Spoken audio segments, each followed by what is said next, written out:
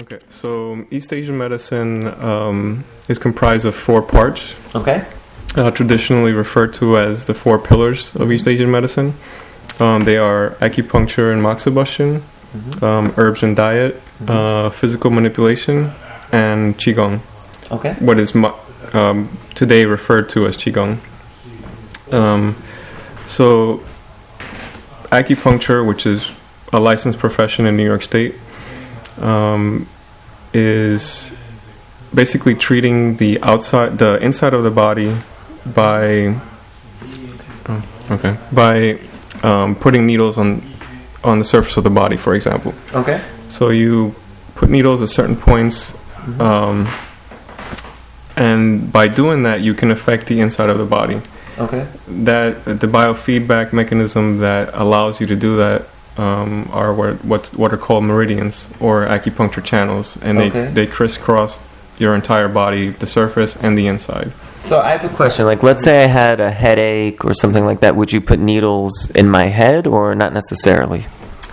You could put needles in the head, which would be a local treatment. Okay. But more often than not, depending on, there are many different types of headache. Right. So, depending on the location of the headache and, the kind of pain, the sensation that you're feeling, you would use different points on your hands, on your feet, in different parts of your body, because the channels, like I said, they run, they crisscross your entire body. Okay.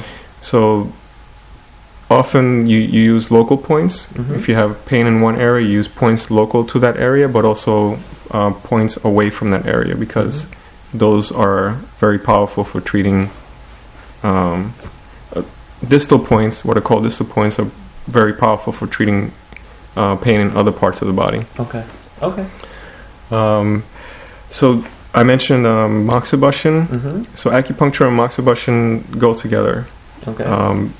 Moxibustion is the burning of an herb called mugwort, or aiye in Chinese, and it's like a very small heat lamp, and you either burn the herb on the skin, not burning the skin, or on the surface of the skin, and by warming a small area of the skin surface, you can also affect the interior of the body. Okay.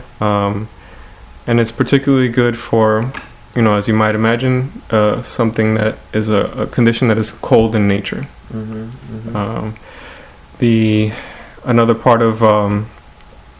Another pillar of East Asian medicine is herbs and diet. Okay.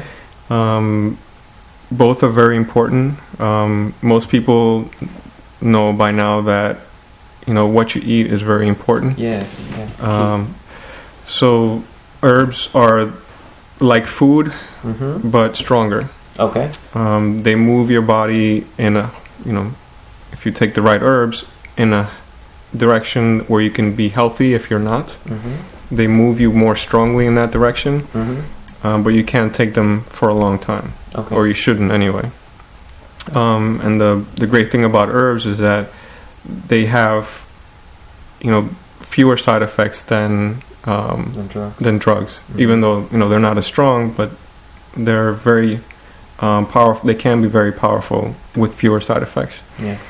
Another part of East Asian medicine is what is called physical manipulation. Okay. And that is basically looking at the structure of a person, their gait, and seeing what is wrong with them from that perspective.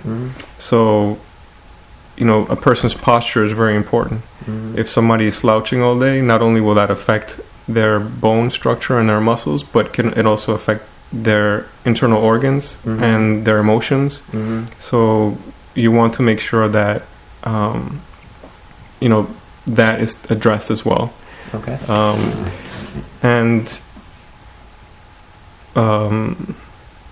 Qigong, I think you said, was the fourth? Right. But I wanted to say something else about physical manipulation. Okay. Things like massage, that's a form of physical manipulation, even though you're not really moving. For example, if your one vertebra is out of place, as a massage therapist, you wouldn't necessarily be doing that. Okay. But if you know a little bit of physical manipulation and somebody's, for example, a thoracic vertebra is out of place, you could move it back into place. And that would be one treatment, very fast, very efficient. Whereas, for example, if you just use acupuncture, it might take several treatments. Okay. For that, for the pain to go away, the pain that somebody is suffering from a vertebra that's out of place. And it's different from chiropractic work. It's different theory, and we don't call it adjustments. It's called physical manipulation. Okay.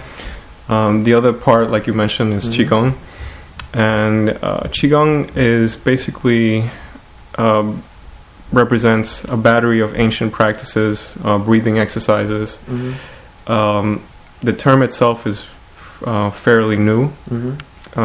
It was coined in the 1980s when a very famous Chinese actress, beat cancer, and she was asked, "What did you do?" And she said, "I did qigong," and it means I worked my qi. So it's as if I went to the gym and I worked out and I beat cancer. But these are, breathing exercises that people have been doing for, thousands of years. And the cool thing about qigong is that it explores the relationship between you and the universe. So if somebody, for example, somebody has a very strong digestion, they never get sick. But for some reason they hate everybody that they see. Their relationship to the outside world, their ability to literally digest what's coming in, it's somehow out of whack. Yeah. And that's something that you could address with qigong. Okay. It's also very powerful. I don't treat using qigong, but I can teach people qigong practices, that I think may help them. So those are the 4 pillars of East Asian medicine in a nutshell. Okay. Great. Thank you so much.